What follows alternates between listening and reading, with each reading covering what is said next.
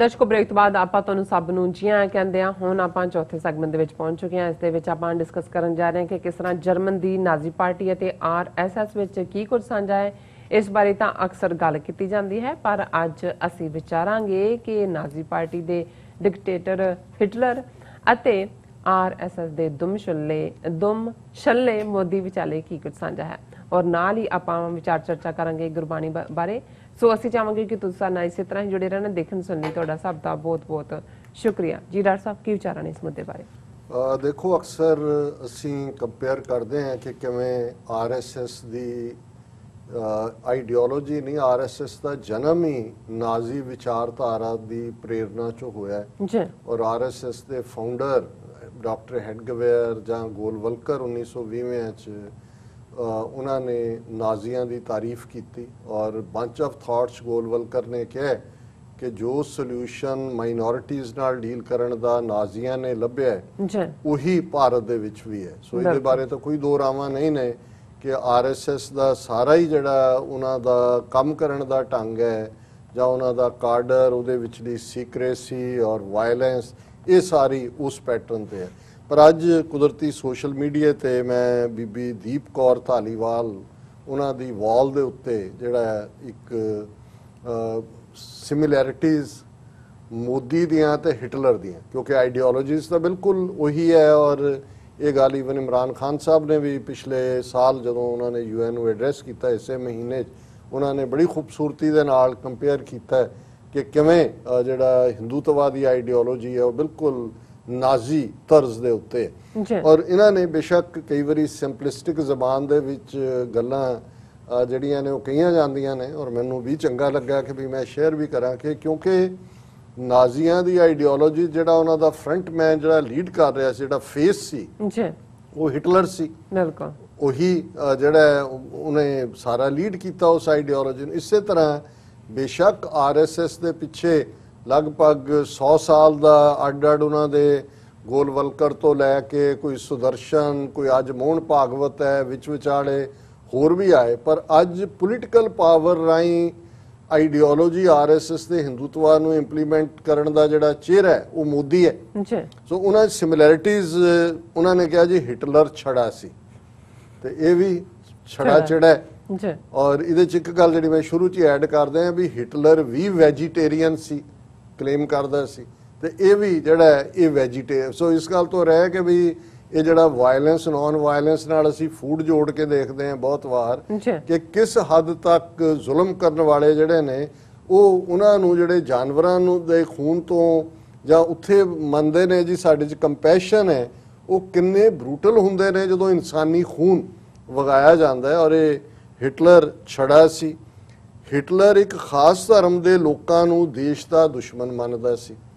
ਜਿਵੇਂ ਹਿਟਲਰ ਨੇ ਯਹੂਦੀਆਂ ਨੂੰ ਡਿਊ ਟੂ ਕਿ ਜੀ ਇਹ ਜਿਹੜੇ ਨੇ ਇਹੀ ਸਾਡੀ ਜਿਹੜਾ ਮਾੜਾ ਹਾਲ ਹੈ ਉਹਦੇ ਲਈ ਜ਼ਿੰਮੇਵਾਰ ਨੇ, ਇਸੇ ਤਰ੍ਹਾਂ ਮੋਦੀ ਨੇ ਮੁਸਲਮਾਨਾਂ ਨੂੰ ਟਾਰਗੇਟ ਕੀਤਾ ਹੋਇਆ। ਈਸਾਈ, ਸਿੱਖ, ਦਲਿਤ ਇਹ ਸੈਕੰਡਰੀ ਚਲੇ ਜਾਂਦੇ ਨੇ, ਪਰ ਕਿਉਂਕਿ ਨੰਬਰ ਦੇ ਲਿਹਾਜ਼ 200 ਮਿਲੀਅਨ ਮੁਸਲਮਾਨ ਭਾਰਤ ਦੇ ਉਹਦੇ ਟਾਰਗੇਟ ਤੇ ਨੇ।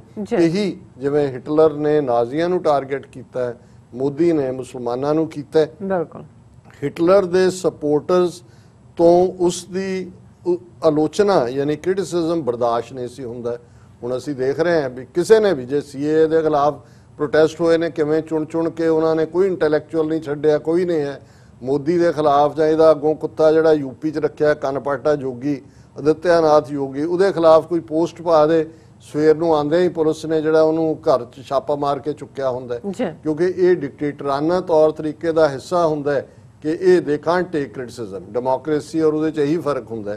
ਫਿਰ ਹਿਟਲਰ ਨੇ ਬਚਪਨ ਵਿੱਚ ਪੇਂਟ ਕਰਨ ਦਾ ਕੰਮ ਕੀਤਾ ਸੀ, ਜਿਹਨੂੰ ਕਹਿੰਦੇ ਨੇ ਔਡ ਜੌਬ। ਇਹ ਵੀ ਕਹਿੰਦਾ ਮੈਂ ਚਾਹ ਵੇਚਦਾ ਰਿਹਾ। ਹਾਲਾਂ ਸਾਹਮਣੇ ਆਇਆ ਵੀ ਜਿੱਥੇ ਕਹਿੰਦਾ ਵੀ ਮੈਂ ਪਿਓ ਨਾਲ ਵੇਚਦਾ ਸੀ, ਉੱਥੇ ਸਟੇਸ਼ਨ ਹੀ 20 ਸਾਲ ਬਾਅਦ ਬਣਿਆ ਹੀ ਨਹੀਂ ਕੋਈ, ਪਰ ਤੁਸੀਂ ਝੂਠ ਹੀ ਵੇਚਣਾ ਕਿ ਜੀ ਮੈਂ ਚਾਹ ਵੇਚਦਾ ਰਿਹਾ ਆਪਣੇ ਪਿਓ ਦੇ ਨਾਲ। ਹਿਟਲਰ ਵੀ ਪੇਂਟ ਕਰਦਾ। ਹਿਟਲਰ ਨੂੰ ਅਖਬਾਰਾਂ ਦੀਆਂ ਸੁਰਖੀਆਂ 'ਚ ਰਹਿਣਾ ਪਸੰਦ ਸੀ। ਹਿਟਲਰ ਵੀ ਆਲਵੇਜ਼ ਨਾਜ਼ੀਆਂ ਦੀ ਪ੍ਰੋਪੇਗੈਂਡਾ ਮਿਨਿਸਟਰੀ, ਪ੍ਰੋਪੇਗੈਂਡਾ ਲਫ਼ਜ਼ ਹੀ ਜਰਮਨ ਜ਼ਬਾਨ ਦਾ, ਗੋਇਬਲਸ ਉਹਨਾਂ ਨੇ ਆਪਣਾ ਪ੍ਰੋਪੇਗੈਂਡਾ ਮਿਨਿਸਟਰ ਹਿਟਲਰ। ਹੁਣ ਤੁਸੀਂ ਦੇਖੋ ਮੋਦੀ ਦੀ ਕੈਬਨਿਟ 'ਚ ਕਿਸੇ ਦਾ ਕੋਈ ਬਿਆਨ ਨਹੀਂ ਹੋਇਆ, ਮੋਦੀ ਹੁੰਦਾ, ਕਿਉਂਕਿ ਇਹ ਵੀ ਇੱਕ ਡਿਕਟੇਟਰਾਨਾ ਅੰਦਾਜ਼ ਹੁੰਦਾ ਵੀ ਤੁਸੀਂ ਕਿਸੇ ਹੋਰ ਨੂੰ ਨਹੀਂ ਟੋਲਰੇਟ ਕਰਦੇ ਵੀ ਉਹ ਮੀਡੀਆ 'ਚ ਆਏ। ਜੀ ਹਿਟਲਰ ਨੇ ਸਾਰੇ ਮਜ਼ਦੂਰ ਅੰਦੋਲਨਾਂ ਨੂੰ ਕੁਚਲ ਦਿੱਤਾ ਸੀ।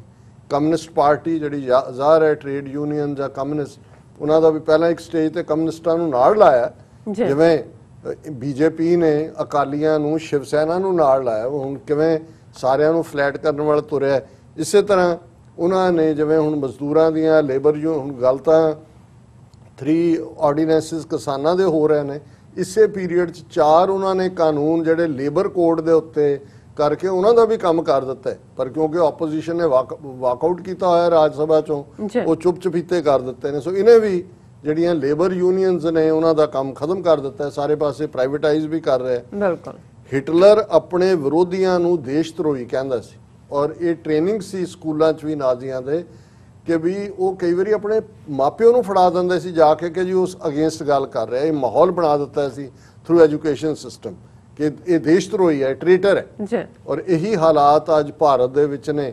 ਕੋਈ ਵੀ ਜਿਹੜਾ ਮੋਦੀ ਦੀ ਖਿਲਾਫਤ ਕਰਦਾ ਜਾਂ ਆਰਐਸਐਸ ਦੀ, ਉਹ ਟ੍ਰੇਟਰ ਹੈ। ਹਿਟਲਰ ਇੱਕ ਪ੍ਰਚਾਰ ਕਰਕੇ ਸੱਤਾ 'ਚ ਆਇਆ ਸੀ, ਦੇਸ਼ ਦੀਆਂ ਸਮੱਸਿਆਵਾਂ ਨੂੰ ਚੁਟਕੀ 'ਚ ਖਤਮ ਕਰ ਦੇਗਾ। ਇਹੀ ਮਤਲਬ ਉਹਨੇ ਕਿਹਾ ਸੀ ਕਿ ਜੀ ਤੁਹਾਡੀ ਜਿਹੜੀ ਮਾੜੀ ਹਾਲਤ ਹੈ ਇਕਨੋਮਿਕਲ, ਦੂਜੀ ਹੈ ਯਹੂਦੀਆਂ ਕਰਕੇ ਹੈ, ਪਹਿਲੇ ਰਜੀਮਸ ਕਰਕੇ ਹੈ, ਸਾਨੂੰ ਮੌਕਾ ਦਿਓ, ਅਸੀਂ ਤੁਹਾਡੀ ਵਿਗੜੀ ਸਵਾਰ ਦੇਵਾਂਗੇ। ਤਾਂ ਕਿਉਂ ਜੀ ਸਵਾਰੀ ਸਾਹਮਣੇ ਹੈ, 2 ਹਿੱਸਿਆਂ 'ਚ ਜਰਮਨ ਵੰਡਿਆ ਗਿਆ, ਮਿਲੀਅਨਸ ਲੋਕ ਮਰੇ, ਦੂਸਰੀ ਸੰਸਾਰ ਜੰਗ ਹੋਈ। ਇਹੀ ਇਹਨੇ ਕਿਹਾ ਸਭ ਕਾ ਵਿਕਾਸ, ਸਭ ਕਾ ਸਾਨੂੰ ਦਿਓ, ਅਸੀਂ ਤੁਹਾਡੇ 20-20 ਲੱਖ ਰੁਪਈਆ ਜਿਹੜਾ ਉੱਥੋਂ ਸਵਿਸ ਬੈਂਕਾਂ 'ਚੋਂ ਤੁਹਾਡੇ ਅਕਾਊਂਟ 'ਚ ਆਏਗਾ। ਔਰ ਉਹ ਜਦੋਂ ਅਮਿਤ ਸ਼ਾਹ ਨੂੰ ਪੁੱਛਿਆ ਕਹਿੰਦਾ ਉਹ ਤਾਂ ਇੱਕ ਜੁਮਲਾ ਥਾ। ਸੋ ਇਹੀ ਗੱਲ ਹਿਟਲਰ ਦਾ ਪ੍ਰੋਪੇਗੈਂਡਾ ਵੀ। ਹਿਟਲਰ ਨੇ ਜਰਮਨੀ ਨੂੰ ਬਰਬਾਦ ਕਰਕੇ ਰੱਖ ਦਿੱਤਾ ਸੀ। ਉਹਨੇ ਕਹਿਣ ਦੀ ਲੋੜ ਨਹੀਂ ਕਿ ਮੋਦੀ ਨੇ ਕਿੰਨਾ ਬਰਬਾਦ ਕੀਤਾ ਤੇ ਕਿੰਨਾ ਰਹਿ ਗਿਆ। ਬਿਲਕੁਲ ਹਿਟਲਰ ਦਾ ਨਾਰਾ ਸੀ ਗੁੱਡ ਟਾਈਮ ਵਿਲ ਕਮ, ਜਦ ਸੀ ਅੱਛੇ ਦਿਨ ਆਏਗੇ। ਹੁਣ ਸਾਰੇ ਪੁੱਛਦੇ ਨੇ ਮੋਦੀ ਜੀ ਤੁਹਾਡੇ ਅੱਛੇ ਦਿਨ ਆ ਗਏ, ਨੀਰਵ ਮੋਦੀ, ਲਲਿਤ ਮੋਦੀ, ਵਿਜੇ ਮਲਾਇਆ, ਬਾਕੀਆਂ ਦਾ ਤਾਂ ਤੁਸੀਂ ਬੇੜਾ ਗਰਕ ਕਰ ਦਿੱਤਾ। ਹਿਟਲਰ ਨੂੰ ਸਜਣ ਸੰਵਰਨ ਦਾ ਬੜਾ ਸ਼ੌਕ ਸੀ। ਦੇਖੋ ਮੁੱਛਾਂ ਦਾ ਕੀ ਸਟਾਈਲ ਹੈ, ਉਹਦੀ ਵਰਦੀ ਦੂਜੇ, ਤੇ ਮੋਦੀ ਕਿੰਨੇ ਲੱਖ ਦਾ ਇੱਕ ਸੂਟ ਜਿੱਤੇ ਐਨਐਮ ਨਮੋ ਨਮੋ ਨਮੋ ਲਿਖਿਆ ਹੋਇਆ ਸੀ। ਜਦੋਂ ਓਬਾਮਾ ਗਿਆ ਉਹ ਪਾ ਕੇ ਆਇਆ, ਬਾਅਦ ਰੌਲਾ ਪੈ ਗਿਆ ਕਿ ਬਈ ਉਹਦਾ ਤੁਸੀਂ ਪੈਨ ਦੇਖੋ, ਘੜੀ ਦੇਖੋ, ਉਹਦਾ ਪੂਰਾ ਉਹ ਆਪਣੀ ਹਰ ਚੀਜ਼ ਜਿਹੜੀ ਹੈ ਉਹ ਕਹਿੰਦਾ, ਵੈਸੇ ਤਾਂ ਕਹਿੰਦਾ ਕਿ ਅਬ ਦੇਸ਼ ਮੇਂ ਬਣੇਗਾ ਸਭ ਕੁਝ, ਪਰ ਸਭ ਚੀਜ਼ ਬਾਹਰ ਲੀਆਂ ਨੇ, ਕੋਈ ਵੀ ਨਹੀਂ ਦੇਸ਼ ਦਾ ਤਾਂ ਪਤਾ ਨਹੀਂ ਕੀ ਪਾਇਆ ਹੁੰਦਾ ਉਹਨੇ, ਮੈਨੂੰ ਨਹੀਂ ਪਤਾ ਹੈ। ਲੇਕਿਨ ਇਹ ਉਹਨੇ ਕਿਹਾ ਜੀ ਉਹਨੂੰ ਵੀ ਹਿਟਲਰ ਝੂਠ ਬੋਲਣ 'ਚ ਮਾਹਿਰ ਸੀ ਤੇ ਹਰ ਵਕਤ ਮੈਂ ਕਰਦਾ ਸੀ। ਇਹ ਤਾਂ ਕਹਿਣ ਦੀ ਲੋੜ ਹੀ ਨਹੀਂ। ਮੋਦੀ ਨੂੰ ਤੁਸੀਂ, ਮੋਦੀ ਦਾ ਪਹਿਲਾਂ ਹੀ ਐਮ ਜਿਹੜਾ ਉਹ ਮੈਂ ਹੀ ਹੈ। ਔਰ ਝੂਠ ਦਾ ਤਾਂ ਕਿਆ ਕਹਿਣੇ ਵੀ ਇਹਦੇ ਤੇ ਝੂਠ ਦਾ ਦੇਵਤਾ ਵੀ ਸ਼ਰਮਿੰਦਾ ਹੈ। ਉਹ ਕਹਿੰਦਾ, ਉਹ ਆਪਣੀ ਸੀਟ ਖਾਲੀ ਕਰ ਰਿਹਾ, ਕਹਿੰਦਾ ਮੋਦੀ ਜੀ ਆਪ ਬਿਰਾਜਮਾਨ ਹੋਏ, ਮੇਰੇ ਤੋਂ ਵੀ ਅੱਗੇ ਤੁਸੀਂ ਲੰਘ ਗਏ। ਹਿਟਲਰ ਨੂੰ ਰੇਡੀਓ ਤੋਂ ਭਾਸ਼ਣ ਦੇਣਾ ਬਹੁਤ ਪਸੰਦ ਸੀ। ਇਹਨੇ ਵੀ ਮਨ ਕੀ ਬਾਤ ਸਿਰਫ ਆਪ ਹੀ ਬੋਲਦਾ, ਹੋਰ ਕਿਸੇ ਨੂੰ ਨਹੀਂ। ਕੋਈ ਅੱਜ ਤੱਕ 6 ਸਾਲ 'ਚ ਕੋਈ ਪ੍ਰੈਸ ਕਾਨਫਰੰਸ ਨਹੀਂ ਕੀਤੀ। ਮਨ ਕੀ ਬਾਤ ਉਹ ਵੀ ਰੇਡੀਓ ਤੇ ਸੀ, ਇਹਨੇ ਵੀ ਉਹ ਵਾਪਸ ਮਨ ਕੀ ਬਾਤ ਰੇਡੀਓ ਤੇ। ਹਿਟਲਰ ਆਪਣੇ ਭਾਸ਼ਣਾਂ ਵਿੱਚ ਫਰੈਂਡਸ ਯਾਨੀ ਕਿ ਮਿੱਤਰੋ ਸ਼ਬਦ ਦਾ ਬਹੁਤ ਪ੍ਰਯੋਗ ਕਰਦਾ ਸੀ। ਉਹ ਵੀ ਫਰੈਂਡਸ ਕਹਿੰਦਾ, ਇਹ ਵੀ ਇੱਥੋਂ ਹੀ ਸ਼ੁਰੂ ਕਰਦਾ ਮਿੱਤਰੋ। ਔਰ ਇਹੀ ਹਿਟਲਰ ਦੀ ਇੱਕ ਗੁਪਤ ਪ੍ਰੇਮਿਕਾ ਸੀ। ਹੁਣ ਇਹਦੇ ਤੇ ਮੈਂ ਨਹੀਂ ਕਹਿਣਾ ਚਾਹੁੰਦਾ ਕਿ ਵੀ ਅਦਰਵਾਈਜ਼ ਮੋਦੀ ਵੀ ਇਸ ਤੋਂ ਬਚਿਆ ਹੋਇਆ ਨਹੀਂ ਹੈ, ਮੈਂ ਹੁਣ ਇਸ 'ਚ ਨਹੀਂ ਕਹਿਣਾ ਚਾਹੁੰਦਾ। ਹਿਟਲਰ ਨੂੰ ਫੋਟੋ ਖਿਚਵਾਉਣ ਦਾ ਬਹੁਤ ਸ਼ੌਕ ਸੀ। ਮੋਦੀ ਵੀ ਫੋਟੋ ਖਿਚਵਾਉਣ ਦਾ ਹੀ ਨਹੀਂ, ਇਹਦਾ ਵਸ ਚੱਲੇ ਤਾਂ ਕੈਮਰੇ 'ਚ ਵੜ ਜਾਏ।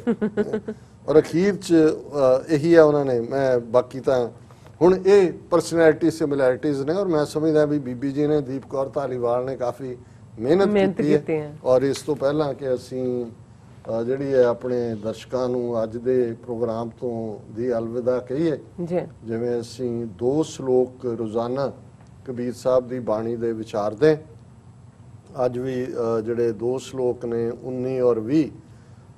ਕਬੀਰ ਮਾਇਆ ਡੋਲਣੀ ਪਵਨ ਵਹਿ ਹਿਵ ਧਾਰ, ਜਿਨ ਬਿਲੋਇਆ ਤਿਨ ਖਾਇਆ ਅਵਰ ਬਿਲੋਵਣ ਹਾਰ। ਕਿਉਂਕਿ ਕੱਲ ਵੀ ਜਿਹੜਾ ਇਹ ਥਾਟ ਚੱਲ ਰਿਹਾ ਸੀ ਕਿ ਭਾਈ ਇੱਕ ਪਾਸੇ ਦੁਨੀਆ ਦੇ ਵਿੱਚ ਮਾਇਆ, ਐਸ਼ੋ ਇਸ਼ਰਤ, ਰੱਬ ਤੋਂ ਦੂਰ ਕਰਨ ਵਾਲੀਆਂ ਚੀਜ਼ਾਂ ਨੇ, ਔਰ ਦੂਸਰੇ ਪਾਸੇ ਜਿਹੜੇ ਰੱਬ ਦੇ ਰਸਤੇ ਤੇ ਤੁਰੇ ਹੋਏ ਨੇ ਉਹ ਪੱਕਾ ਯਕੀਨ ਰੱਖ ਕੇ ਈਮਾਨ ਦੇ ਨਾਲ, ਇਹਦੇ ਬਾਵਜੂਦ ਕਿ ਮਾਇਆ ਦੇ ਥਪੇੜੇ, ਮਾਇਆ ਦੀ ਹਵਾ ਉਹਨਾਂ ਨੂੰ ਕਿਤੇ ਵੀ ਝੁਕਾਉਣ ਦੀ ਕੋਸ਼ਿਸ਼ ਕਰੇ ਉਹ ਆਪਣੇ ਈਮਾਨ ਤੇ ਕਾਇਮ ਰਹਿੰਦੇ ਨੇ। ਔਰ ਉਹਦੇ ਲਈ ਜਿਹੜੀ ਮਿਸਾਲ ਜਾਂ ਮੈਟਾਫਰ ਕਬੀਰ ਸਾਹਿਬ ਨੇ ਇਸਤੇਮਾਲ ਕੀਤਾ ਉਹ ਚਾਟੀ ਦੇ ਵਿੱਚ ਦੁੱਧ ਰਿੜਕਣ ਦਾ ਮਧਾਣੀ ਵਿੱਚ ਪਈ ਹੋਈ ਹੈ। ਔਰ ਕਬੀਰ ਸਾਹਿਬ ਕਹਿੰਦੇ ਨੇ ਕਬੀਰ ਮਾਇਆ ਡੋਲਣੀ, ਕਿ ਇਵੇਂ ਹੀ ਹੈ ਕਿ ਇਹ ਸਰੀਰ ਜਿਹੜਾ ਹੈ ਇਹ ਮਾਇਆ ਦੀ ਉਸ ਡੋਲਣੀ ਚਾਟੀ ਦਾ ਰੂਪ ਹੈ। ਪਵਨ ਵਹਿ ਹਿਵ ਧਾਰ, ਹਿਵ ਹੁੰਦਾ ਹੈ ਹਿਮ ਤੋਂ ਆਇਆ ਬਰਫ, ਬਰਫੀਲੇ ਪਹਾੜ, ਔਰ ਜਿਹੜੀਆਂ ਹਵਾਵਾਂ ਬਰਫੀਲੇ ਪਹਾੜ ਚੋਂ ਨਿਕਲਦੀਆਂ ਨੇ ਬਹੁਤ ਠੰਡੀਆਂ ਹੁੰਦੀਆਂ ਨੇ। ਕਿ ਵੀ ਇਵੇਂ ਹੀ ਹੈ ਕਿ ਵੀ ਇਸ ਸਾਰੀ ਚਾਟੀ ਦੇ ਵਿੱਚ ਜਿੱਥੇ ਕਿ ਮਾਇਆ ਦਾ ਪ੍ਰਭਾਵ ਹੈ, ਇਹ ਇੱਕ ਤੇਜ਼ ਤਾਰ ਹਵਾ ਤੁਹਾਨੂੰ ਵਿੰਨ ਕੇ ਲੰਘਣਾ ਚਾਹੁੰਦੀ ਹੈ। ਜਿਨ ਬਿਲੋਇਆ ਤਿਨ ਖਾਇਆ ਅਵਰ ਬਿਲੋਵਣ ਹਾਰ। ਪਰ ਜਿਹੜੇ ਰੱਬ ਦੇ ਨਾਲ ਜੁੜੇ ਹੋਏ ਨੇ ਉਹਨਾਂ ਨੇ ਜਿਹੜਾ ਉਸ ਚਾਟੀ ਚੋਂ ਮੱਖਣ ਹੈ ਉਹਨਾਂ ਨੇ ਉਹ ਗ੍ਰਹਿਣ ਕਰਨਾ ਕਿ ਉਹ ਰੱਬ ਦੇ ਨਾਂ ਨਾਲ ਜੁੜੇ ਹੋਏ ਆਪਣੇ ਈਮਾਨ ਤੇ ਸਾਲਮ ਰਹਿਣਗੇ। ਅਵਰ ਬਿਲੋਵਣ ਹਾਰ। ਦੂਸਰੇ ਇਵੇਂ ਹੀ ਹੈ ਜਿਹੜੇ ਉਸ ਰਿੜਕੇ 'ਚ ਪਏ ਹੋਏ ਉਹ ਉਵੇਂ ਹੀ ਉਹਨਾਂ ਦੀ ਜ਼ਿੰਦਗੀ ਜ਼ਾਇਆ ਜਾਏਗੀ, ਉਹਦੇ ਚੋਂ ਕੁਝ ਹਾਸਲ ਨਹੀਂ ਕਰ ਸਕਣਗੇ ਕਿ ਉਹ ਸੰਤੋ ਮਾਖਣ ਖਾਇਆ, ਕਿ ਵੀ ਜਿਹੜਾ ਮੱਖਣ ਹੈ। ਔਰ ਜੇ ਤੁਸੀਂ ਇਸ ਤੇਜ਼ ਤਾਰ ਹਵਾਵਾਂ ਚੋਂ ਵੀ ਜਿਹੜਾ ਉਹ ਸਾਬਤ ਕਦਮਾਂ ਦੇ ਨਾਲ ਖਲੋਤੇ ਰਹਿੰਦੇ ਹੋ ਤੇ ਫਿਰ ਅਲਟੀਮੇਟਲੀ ਤੁਹਾਨੂੰ ਤਤ ਮਿਲੇਗਾ। ਔਰ ਦੂਸਰਾ ਸ਼ਲੋਕ ਹੈ ਕਬੀਰ ਮਾਇਆ ਚੋਰਟੀ ਮੁਸ ਮੁਸ ਲਾਵੇ ਹਾਟ, ਏਕ ਕਬੀਰਾ ਨਾ ਮੁਸੈ ਜਿਨ ਕੀਨੀ 12 ਬਾਟ।